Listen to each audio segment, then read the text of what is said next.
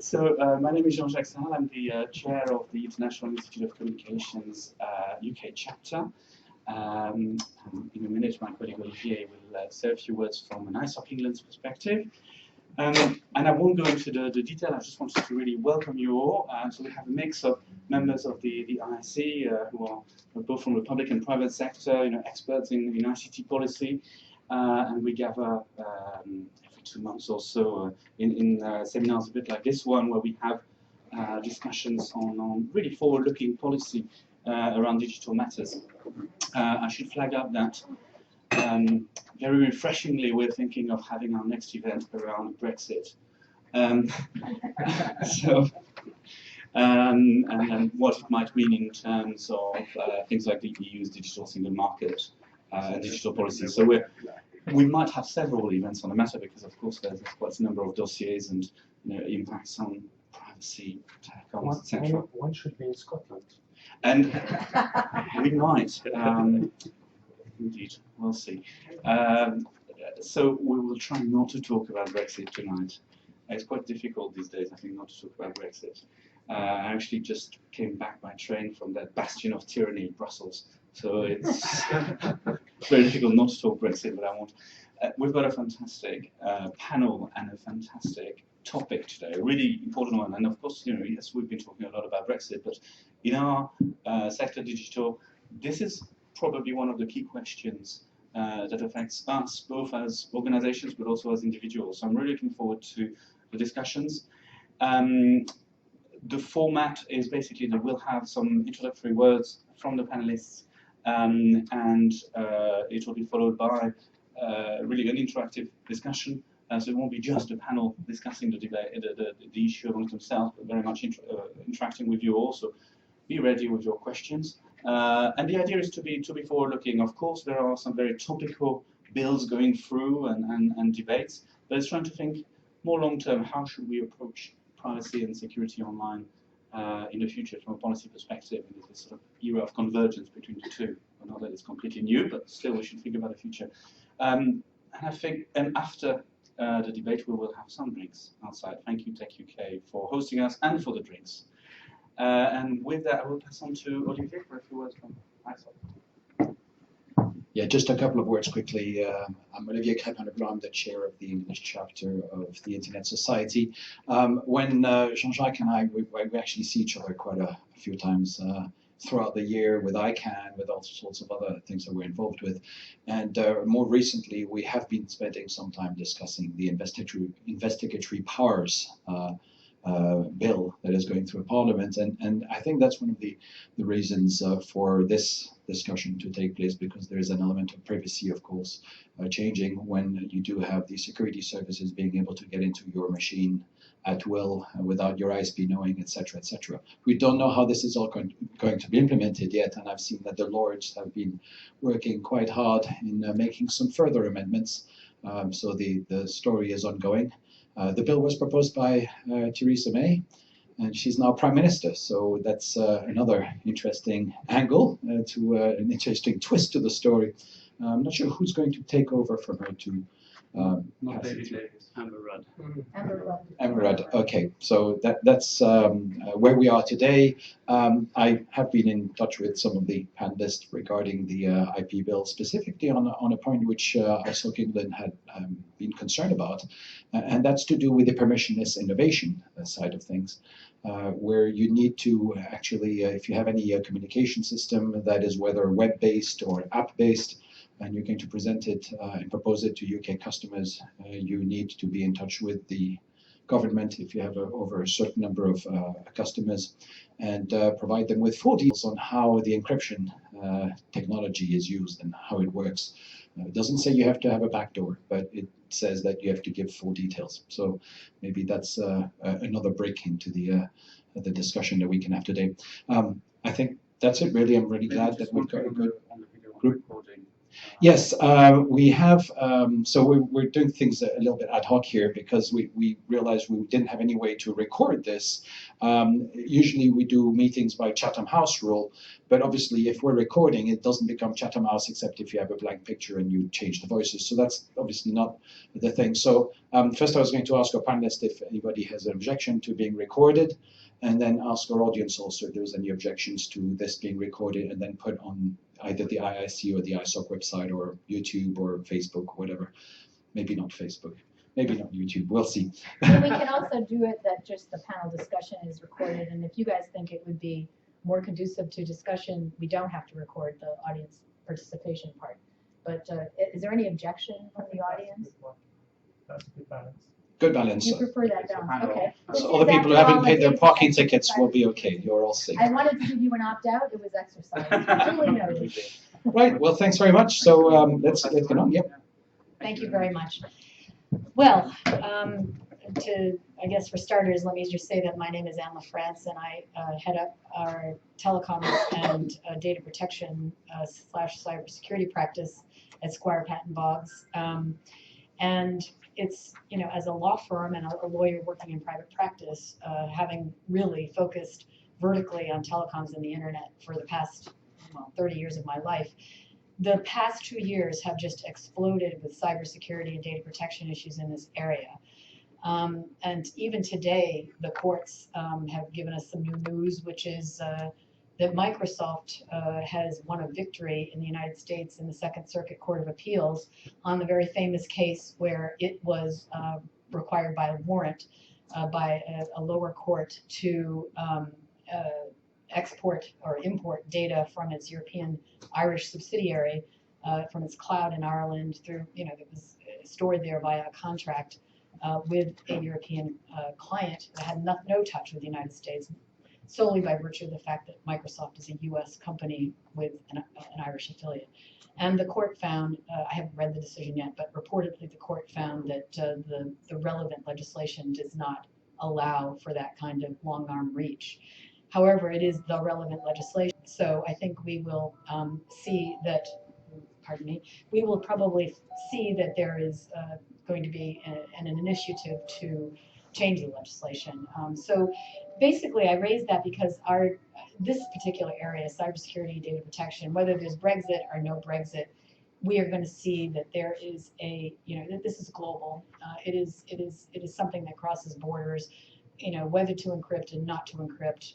Clients of ours in the tech industry who have decided to encrypt end to end and who provide services that are effectively public services are caught between the rock and the hard place because they want to provide these services in countries like Egypt and countries like China. And the only way that they can be sure that these services are offered in a way that is going to give confidence to users that they're not being surveilled for no good reason, is if they encrypt end to end.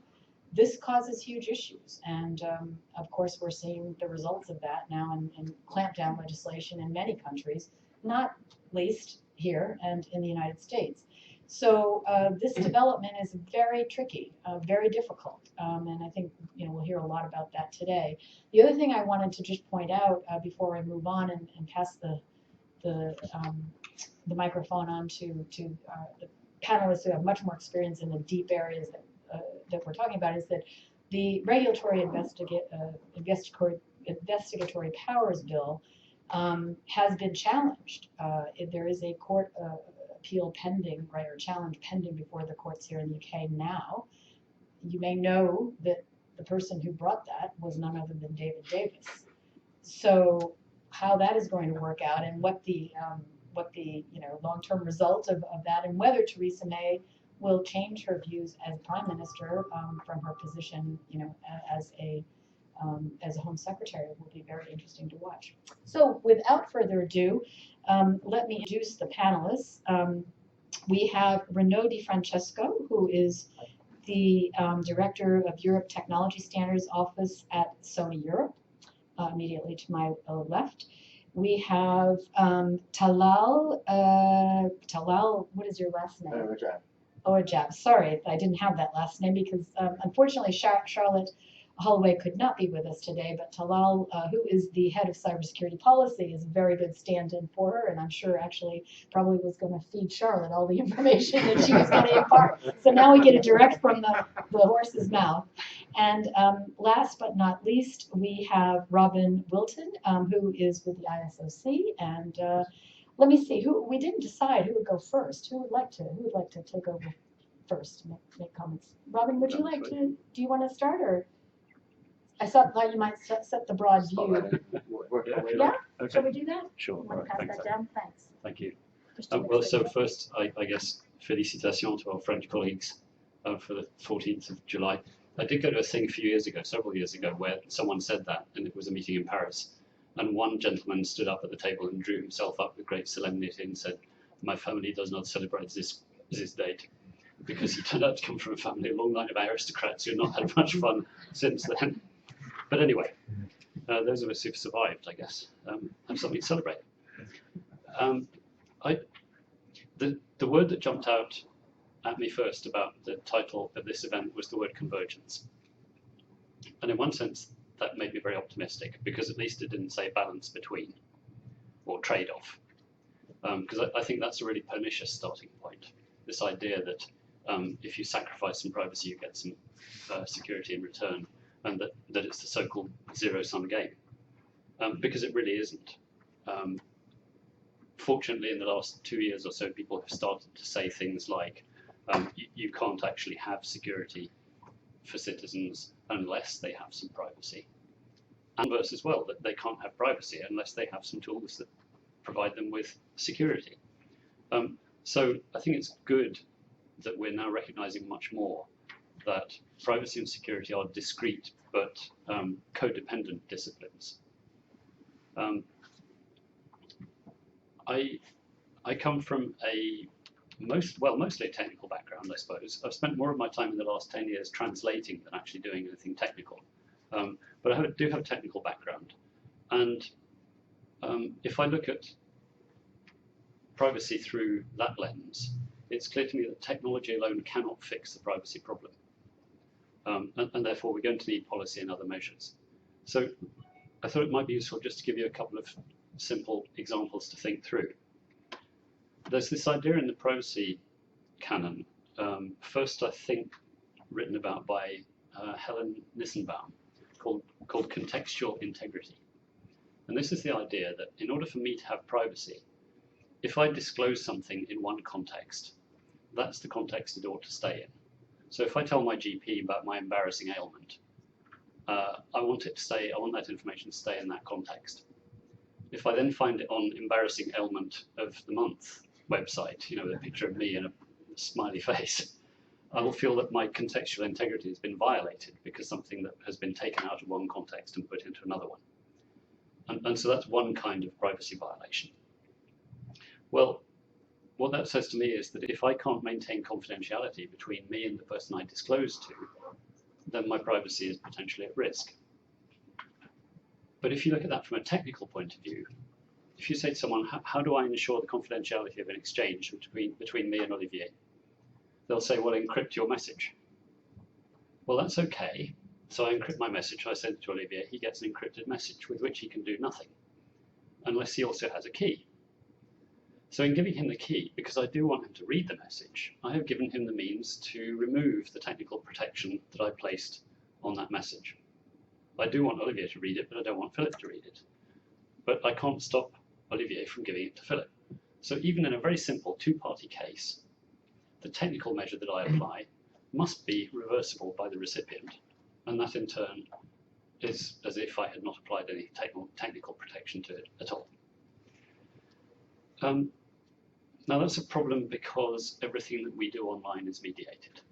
It all goes through third parties. It goes through our ISPs, our telcos, our mail service providers, and so on. And so if one of those links is encrypted, but you want the person at the other end to be able to read and process the data, then again, the technical protection has come off it. So I hear what Anne says about end-to-end encryption, but ultimately that solves the problem of intermediaries being able to read things, but it doesn't solve the problem of what Olivier can do with the data in clear once he's received it. And that's a problem that I call privacy beyond first disclosure. So the idea that having disclosed something to someone intentionally, it's very difficult technically to find ways of preserving the confidentiality of that information once the intended recipient has read it. So that's the tip of the iceberg in terms of the technical issues. It's one example. If I look at this from the policy perspective, as I say, it's not a zero-sum game. And the reductio ad absurdum of that is, if it were, then sacrificing 100% of your privacy would guarantee you 100% security. And that's clearly not the case. Nor would I want to live somewhere where that was the approach. So how do we actually fix this? I think part of it is, and this is kind of necessary but not sufficient, people have to be aware that there's a problem. They have to be motivated to do something about it. And they have to be equipped to do something about it. And I slightly qualify that last one. But people at least need to be motivated and aware. Or, if they're not equipped to do something about their own privacy, they have to have the option of delegating to a trusted third party to do something about their privacy for them. Now, this is important because it seems that the main reason why we don't do anything about privacy is we can't be asked, to be frank. So there's a very low sort of convenience threshold, isn't there? You know, if maintaining my privacy means I can't play Pokemon Go, then I'll play Pokemon Go, or sign up to Facebook, or use Twitter, or so on. So the kind of inconvenience threshold we're prepared to step over is extremely low. And so under those circumstances, there are a couple of approaches. One is, as I say, that you make it possible for users to delegate that effort to something or someone else. So a trusted third party, a proxy, a device that on your behalf, for example, to tweak your privacy settings when you sign up with a new social network. And there's quite an interesting thing that Carnegie Mellon have just launched, I think, which offers to look at the apps you've got on your mobile device and come back to you with a kind of, A, are you sure you want this one? And B, if you do want it, I can turn these off for you if you want. Okay, so that's the user delegating to, in this case, a technical proxy. But obviously you could delegate to a service provider if you trusted them to act in your interest and say to your service provider, please will you manage my, I'll give you an indication of my privacy preferences, please will you take it from there. And then just as a last one, I think it's really important to be aware of the economics of online behavior. So many of the things we do online are monetized by third parties whom we probably never interact with. So in interacting with a social network, it's not clear who the consumers are to whom that social network is selling the data about you, and you probably never interact with them. So that's the economic flywheel that powers a lot of what we do online. And we as the consumer, we as the individual, have very little influence on that flywheel. What does have an influence on it is the economics of how data is monetized and how that ecosystem works and what the food chain is. So that seems to me to be an area where consumer behavior can get very little change, but regulation and policy making traditionally have had more powerful levers in that area. That's probably about enough for me, I think. Can I just ask one question, yeah. Robin? So just so that we're all on the same page. When you talked about the issue of the recipient of the data, that really you can't trust that they will not also disclose it, what does that add to the equation then that we're discussing? I mean, why is that important? I mean, presumably in a human situation where we're not talking about M to M, but you have to trust that other person or else you wouldn't send the information in the first place. But I'm wondering I didn't hear what the implications of that were, and I thought it might be interesting for the further discussion. Yeah, thank you. Yeah, that's a good point. And this is something that we learn. This isn't something we learn about from online interaction. This is something we learn in the playground, isn't it? that you told your best friend your biggest secret, and the next thing you know, 3 other people are pointing and laughing. And you think, well, wait a minute, how did they find out? Oh, my best friend told them. And all of a sudden, your trust estimation of your best friend suddenly undergoes a radical change. So yes, you're right. I mean, if I'm sending someone something which I wish them to receive in confidence, I trust them, but what do I trust them for? And so this notion of trust tends to be bandied about in a very generic, vague way. I might trust Olivier to know what to do with the information that I'm giving him in the same way that I trust my doctor to know how to diagnose my ailment. But that doesn't necessarily mean that I trust him not to do something else with it as well. Okay, so I think we often need to unpack the idea of what we mean by trust.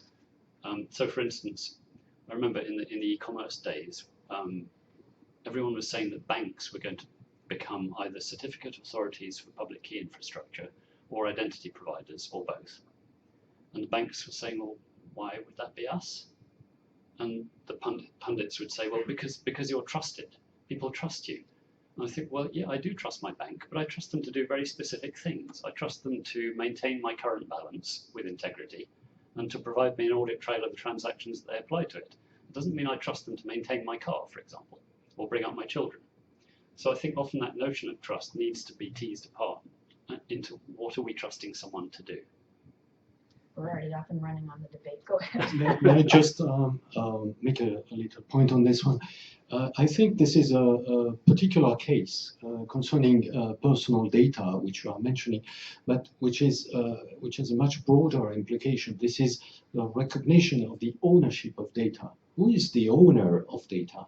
And one friend passing data to another one doesn't recognize the ownership, is infringing the ownership. So what matters is to define properly the different roles regarding data. Who is the owner? Who is the user? The user is probably someone doing analytics on the data. And who is the beneficiary? The beneficiary can be yet another person who benefits from the analytics and gets a pre-digested result. An easy case is when you go and see your general practitioner with medical data from you. You are the source of the data, but you are not the owner. The data has been acquired, is analyzed, and then mediated back to you, and you are the beneficiary of the data.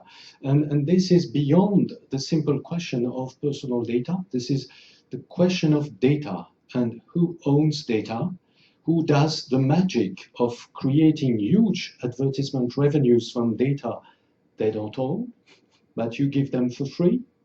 Are we stupid? Maybe we are. And this is a zero-cost input economy where the magic is on the other side of the equation. You have revenues. So this is an interesting case. It's a particular case of the data economy. It's a very interesting one, but it's a particular one. Renaud, why don't you now continue with So Just before we, can I just do a quick check? An aside, how many other lawyers are there in the room? Any of you done conveyancing law, that sort of thing? Okay, more or less. we might come back to that later. We would know that. Okay, so on the topic of ownership, we might have a further discussion if it fits in. This is a good introduction for what I wanted to say, in fact. My main point coming here was an observation that cybersecurity is in the hands of IT specialists, technicians, the cybersecurity people, the mysterious guys doing manipulations, doing friendly hacking at night, and spending nights on the computers while you sleep, and protecting your networks on your behalf sometimes, whereas your privacy is in the friendly hands of the lawyers, which are represented here, and the lawyers act in court. They act when a privacy breach has been demonstrated, and maybe after that you can be compensated. The idea of cybersecurity is to do preventive actions to prevent breaches to happen. You can't prevent it 100%, but you can reduce the risk. the privacy protection usually is not so technical, but legal. And there is a discrepancy between the two. So my point would be, why wouldn't we act more technically on privacy protection and more legally on cybersecurity? So another issue, digging a little bit more into the practice of privacy protection and how is privacy handled in IT systems.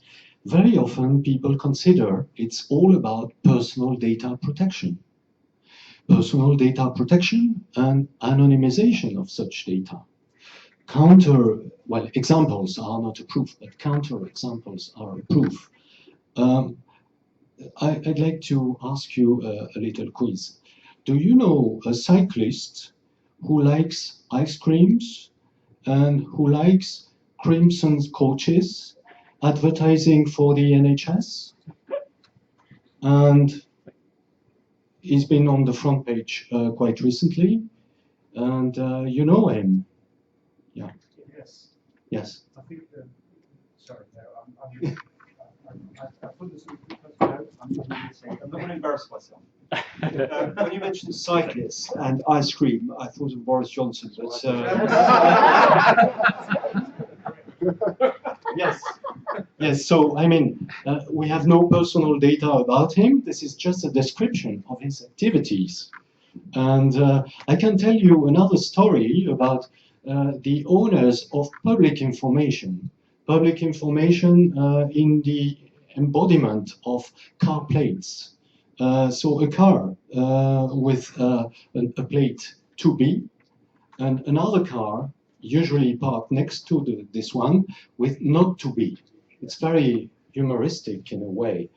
But this is a good way to define two people, and you find them very quickly if you can use a search engine. You find their names, you find their date of birth, you find their address, and you have not used any personal data along this path.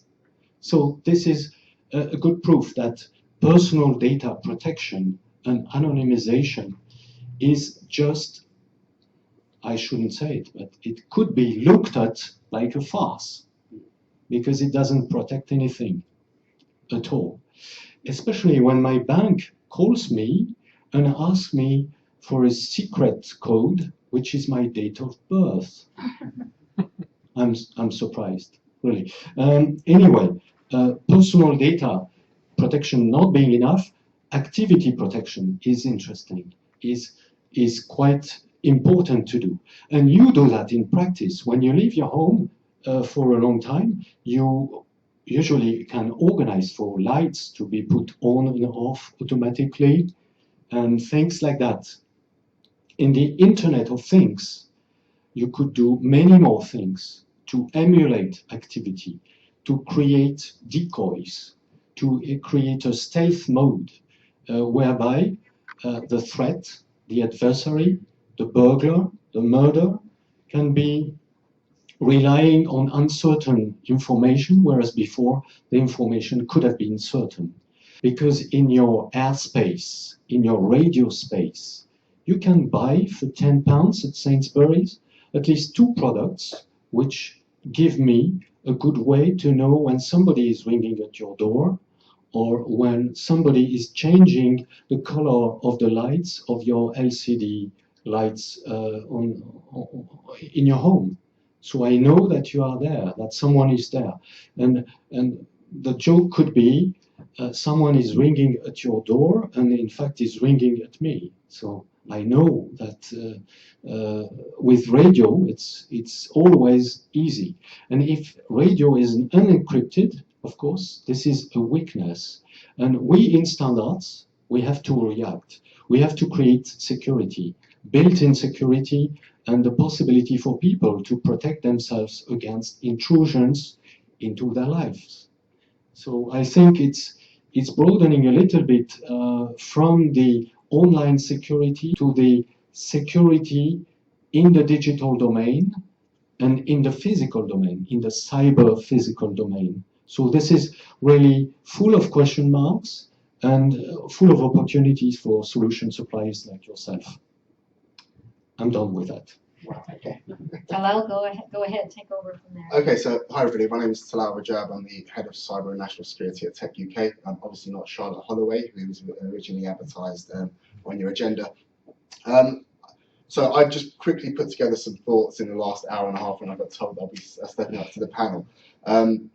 And sort of the main issue and the main sort of theme that I like to put out there is that we constantly debate and talk about privacy and security, and those two words are constantly intertwined. But having looked at national security legislation and stuff like the Investigatory Powers Bill and current RIPA, that's the current legislation sort of in play at the moment, I don't really tend to see it as a battle or a balancing act between privacy and security. It's more a balancing act between one type of security or protection of your personal data, security of your data that you put online, and then another type of security, which is the security that sort of national security issues. So it's balancing one type of security with another type of security. Can we have our personal data online secure and protected from malicious actors, bad states, whilst also ensuring that the security services are able to do their jobs effectively and make use of new technologies. So for my sins for the past year and a half, I've been looking and watching the Investigatory Powers Bill go through Parliament and doing a number of consultation responses on behalf of the TechUK members on RIPA. And one thing we sort of want to keep stressing and emphasising is that companies do take the protection of their customers' data extremely seriously. And it's now come to the point where you, as a company, you gain a competitive advantage over your rivals if you're able to keep your customers' data secure, not only from sort of criminals, but also from the accidental things that those customers do themselves. A lot of the time, cyber attacks on malicious actors gaining access in. It's your users not adequately protecting themselves or not having correct password protections and so forth.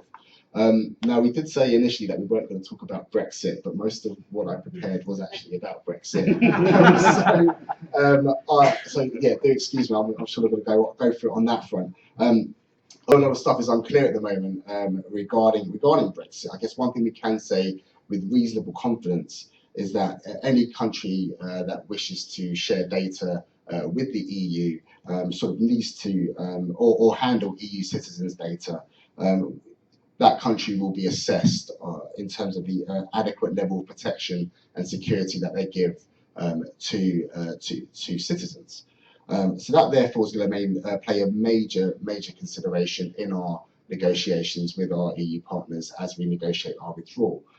So the legal basis for a free flow of data, not only going out of the UK but also EU citizens' data coming in the UK, is going to play a major part of the negotiation process, we feel, from TechUK's perspective. And that therefore means we need to learn the lessons of Safe Harbor and Privacy Shield.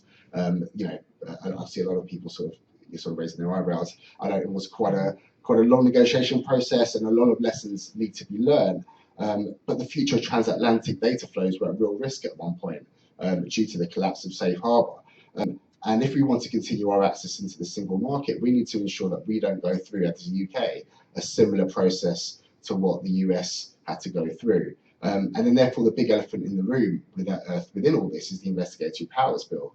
There were a number of avowed powers within that bill that if you think, I mean, if the EU sort of thinks that the US's national surveillance legislation was relatively opaque and so forth, they haven't seen anything yet when it comes to the Investigatory Powers Bill. And there are a number of, I've sort of identified 7 key areas within the IP bill that if you're looking at an adequacy agreement, these 7 capabilities or provisions within the bill are going to require careful consideration. Now, I don't have the answers to that. That's probably something for David Davis to look into, and he's a real expert when it comes to the bill. But I've sort of mapped out a grid which I'm more than happy to send around to people after this discussion on some of the key areas. So one part of the bill is a mandatory 12 months data retention for companies. So requires communication service providers, and we can get into a bit of a discussion what a communication service provider is. later on, but they're going to be required if they're giving a retention notice to hold their customers' data for a period of 12 months. Within that, and within the definition of data, we've got the great new term internet connection records. And if many of you were familiar with the previous Sony Charter, the issue of weblogs, and that's sort of broadly defined, but data which will look at what a citizen has accessed in terms of web pages, in terms of social media apps. That will also fall under the requirement of data that will need to be retained by companies for a period of 12 months. We've then got the issue of bulk collection and bulk interception of communications data. And our EU privacy laws require data collection to be legitimately targeted rather than collected in bulk. But the IP bill makes explicit for the first time that the security services have the capability to intercept and collect data in bulk. And then when you look at the bulk powers allowed within the bill, you've also got bulk equipment interference, which is another fabulous term within the bill, which is essentially state-sponsored hacking of devices and services. Now, again, how will that comply with any adequacy agreement that we try to negotiate with the EU? And that allows the security services to intercept or sort of interfere, with networks and services in bulk en masse. But once they put a warrant out there. Then again, with bulk powers, you've got the issue of bulk personal data sets. So these are data sets held by both public and private organizations in bulk. And the security services will be able to get access to these, again, with a legal warrant. So the examples that are given in evidence during the committee stages were the electoral roll, the telephone directory, and then the contents, that could also contain medical records and other types of data. You've then got the issue of thematic warrants, where a particular individual doesn't have to be identified within a warrant, so it's not targeted, and it can apply to a whole organization. Again, how will that comply with EU regulation? And then we've got the issue of self-authorized access for communications data, so public authorities are able to self-authorize their own access to particular communications data or communications records. Now, those are just 7 aspects of the bill. There are a number of other issues within the bill that require further scrutiny. But then if we're looking at how we sort of deal with our European partners going forward, if we wanted to create our own version of Privacy Shield with the EU, this bill is going to come sort of within focus, and it's going to be a major issue. It may help or hinder the process, the fact that we've got Theresa May as Prime Minister and David Davis dealing with our Brexit negotiations. It remains to be seen. But this is something that isn't going to go away. I initially thought that once the bill went through Parliament at the end of the year, I would have to stop working on it, but it seems like my work will probably be carrying on for a number of years going forward. Thanks, Talal, and I think it's also premature to be talking about the negotiations over Privacy Shield in the past tense, because Mr. Schrems will be filing a challenge very soon. And, I think the issues that Snowden raised, which are the ones that had caused all of the problems, other things had been raised but were resolvable, will clearly have to be addressed here. And I don't think we've heard the end of it vis-a-vis the United States either. So, that's a very tough issue.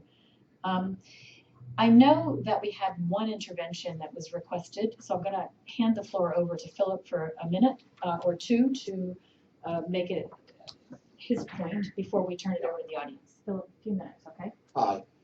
Hopefully you've all got a 2-side crib sheet of the main recommendations from the Culture, Media and Sports Select Committee on cybersecurity. And I'm not going to go through them, I'm just going to give the really critical thing, because it raises the convergence between all these wonderful views of cybersecurity good practice and the real world. Usually a select committee advisor, which I was, comes in at the start of an inquiry and helps it roll forward. I was brought in more or less at the tail end, and the key thing to remind you is the story of the Emperor's new clothes.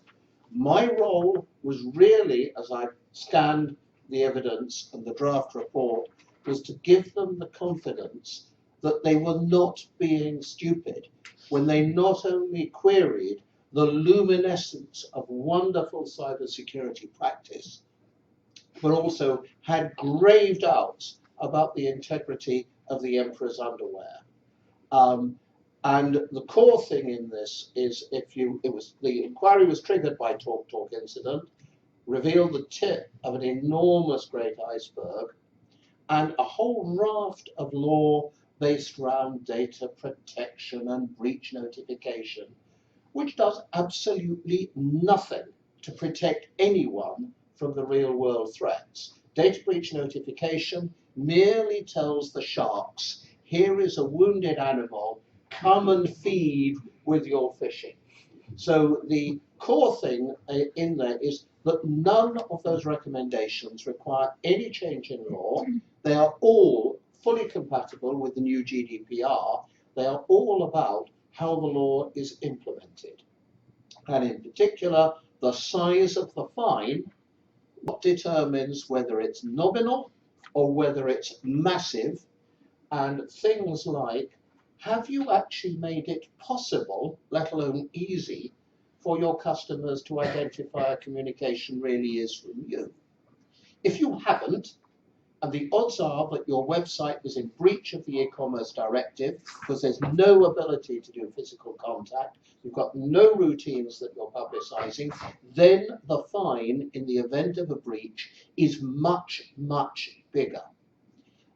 Because one of the issues is what's the breach you notify, because most breaches, it's 100 and odd days between the breach occurring and you discovering it. So therefore it's all about what's out in the wild. The other thing there is about how you report things, what you report to whom. And the other relevant thing is that this note was for an audience called SASI, Security Awareness Special Interest Group. 2,500 people responsible for security awareness in medium to large organizations, banks, telcos, the rest of it. No suppliers allowed.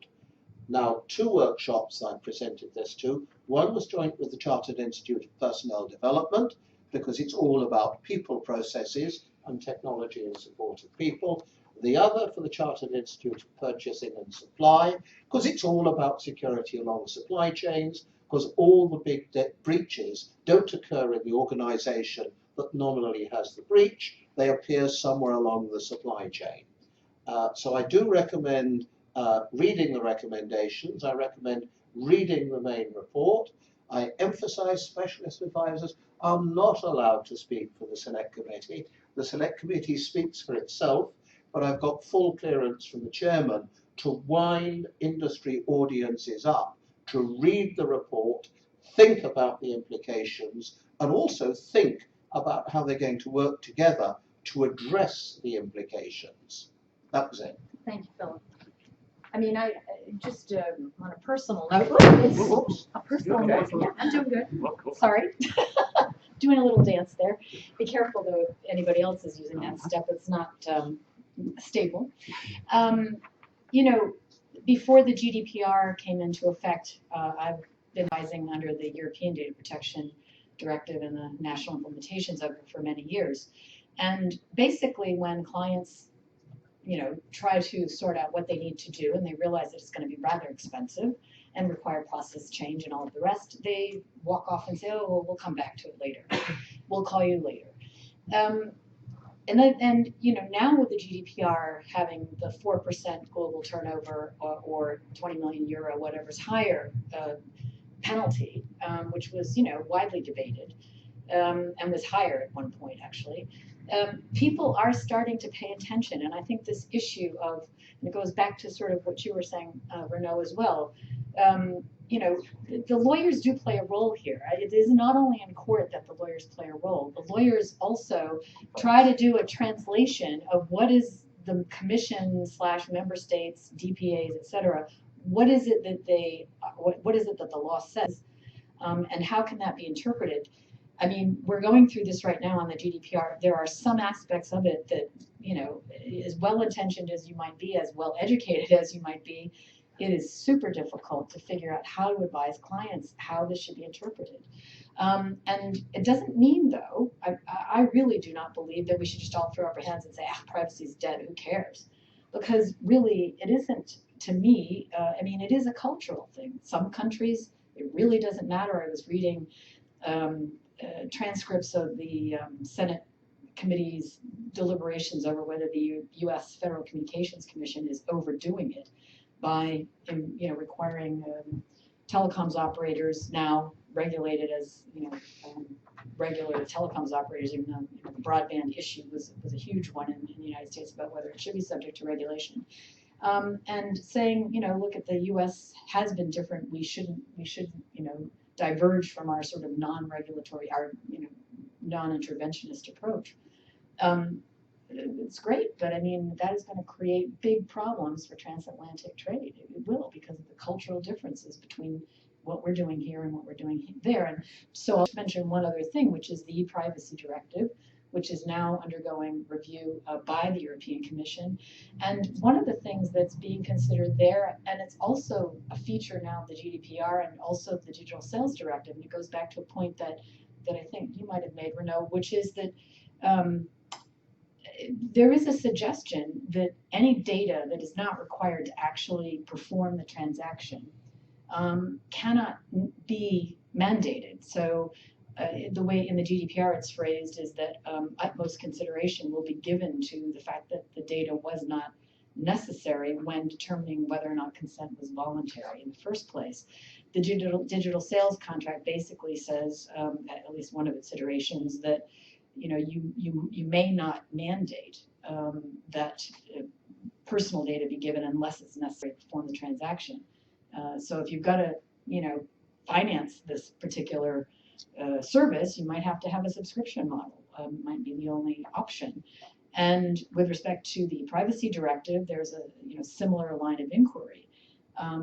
So, and the one last issue I would raise is that there is an industry paper saying that the privacy directive should be scrapped, which may make sense in light of the GDPR, except for one provision, which is content. Under the e-privacy directive and all the national implementations of it, electronic communications provider, as defined by that law, they are not allowed to access content unless it's subject to a lawful access request by law enforcement. So, okay, Google and others get to use algorithms to review the content of emails and so forth, and the telcos want to be there as well. I mean, do you really feel that it's appropriate, do we all feel as a culture that there's a slight difference between BT listening to my phone call and Google Analytics looking at my email? I don't know. I'm not answering the question. I just do think it's a very important question. So with all of those discombobulated thoughts having fallen off the step there, let me ask the audience if you have any questions or comments that you want to raise, and if not, we'll carry on.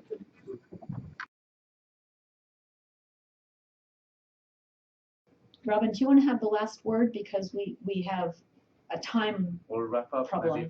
Yeah, maybe you'd like to wrap up, give your final thoughts, solve all of the problems of the evening Yeah, in 5 minutes. we've seen a lot of problems being raised, but no answers. So now you've got 5 minutes for the answers. Fix it. There is one. Take it off the net. Yeah, take it off the net. Yeah, well, I think that's an interesting line of thought to pursue, actually. As David says, you know, to what extent can you remain connected and remain secure? And Brian, you brought this up as well. I think the impact that we can see coming down the road of connected things removes so much user agency. Sorry, I didn't talk about user agency before. This idea of user agency, what is it in the system that gives effect to the user's intentions and preferences? Okay, and to my mind, the advent of IoT erodes user agency like nothing else. Because all of a sudden, you're, anyone who used to did you like the Peanuts cartoons, the Snoopy things? Do you remember the little kid called Pigpen, who was always grubby? And he walked around in this little cloud of crud. Well, that's our devices. We're all Pigpen.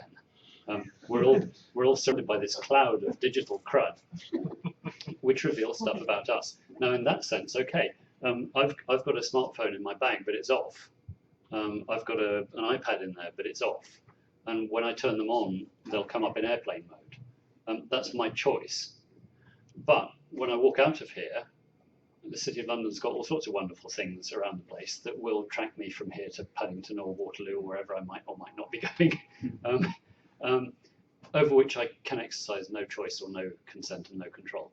And the more of those devices there are out there that are connected, the more you are enmeshed in this web, from which essentially the escape velocity is infinite. So that worries me going forward. That's someone who works for the Internet Society promoting the Internet. I love the internet. It's a question of what people plug into it. So in the interest of time, I'm going to point out two things about that, and then I'll stop. The first one is, as machine learning improves, I want that artificial intelligence to be put at my disposal. I want my smartphone to be able to take my initial statement of preferences and run with it and enforce it. Okay, so I think there's scope for much more to be done with AI on our behalf. The second thing is that it raises a whole load of ethical issues about who bears the responsibility when an algorithm does something. And to what extent can machines now learn behavior that was not part of their input parameters, essentially. So your AI researchers are already observing that they'll set a thing running in the evening, come back in the next morning, and it's exhibiting behavior that they had not predicted. Well, to what extent are they responsible for the things that it does after that? And I think there's a real ethical strand to be teased out there, but perhaps for another meeting. I know. And do you want to have a last minute? I guess, yeah, I don't want to stop people from getting towards their wine and nibbles, so I'll just make one last statement. GCHQ are now starting to become a lot more public facing, doing a lot more public interviews, and they did a fabulous piece in the Times towards the end of last year, where they spoke about changing the culture of the organisation to mimic and ape the Silicon Valley companies. So that's the way they're looking at how their future. Well, that's sort of the culture of Silicon Valley. That's what they're looking to do. They're looking towards the private sector and seeing some of the technologies and the practices that are spawning new technologies. What will be the impact on innovations? Yeah, sort of time where they can go off and sleep and come up with new ideas. But that's the future of the way we're going to be going forward. And what we need to make sure is that doesn't impact citizens and consumers' use of digital devices. We talk about IoT. We don't want to prevent the use of this technology because it's going to have a lot of benefits going forward. So these are issues that are just going to continue going forward for quite a while. I would just like to add a little bit to the surface of attack exposed to hackers and cybersecurity threats. We have spoken mostly of communications records. That's the classical internet. With the Internet of Things, we have the sensors, and your phone has probably over 10 sensors, position, motion, speed, etc., and the cameras. And all this is additional information, which is much more, much deeper, in fact, than the communication. And it gives you the position, it puts you in physical danger, potentially. So it's much more immediate than just your political opinion, which might change, by the way. Well, I think we've come to the end of what I wish could be another couple of hours of discussion. This has been really terrific. My own personal view is that human beings do have a right and the responsibility and the way forward, and that we need to exercise this. It's a matter of groupthink. It takes really courageous people to say, yes, even though we can do this, we should not do this. And frankly, when you've got a lot of competitors who are doing something different, it's very, very hard, to have an ethical view. So I do think law is necessary. I do think enforcement is necessary, and the lawyers really do have to understand the technology, or it's all useless. And the technology folks are going to have to understand the law, because otherwise they won't know how to implement it. Yeah. So in any event, that doesn't really give anybody a solution, but I do think it means that there's going to be a lot of work for most people in this room, and a lot of worry and concern as well. And we'll see if everybody ends up having an off-grid room in their safe, like a new safe house concept, you know, emulating Singapore, the trendsetters. Great, thank you so much. Let's give a round of applause to our speakers and to yourselves. Thank you very much, Tom. Great.